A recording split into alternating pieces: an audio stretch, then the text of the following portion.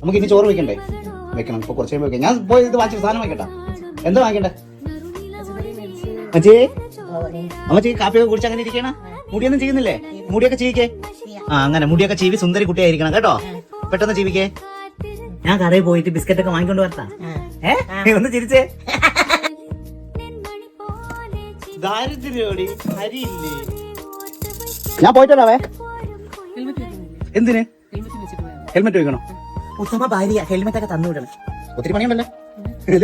സാധനങ്ങൾ ഇപ്പൊ കിട്ടി കേട്ടോ. മീനൊക്കെ കിട്ടി. മീനും പച്ചക്കറി എല്ലാം വാങ്ങിച്ചിട്ടുണ്ടേ.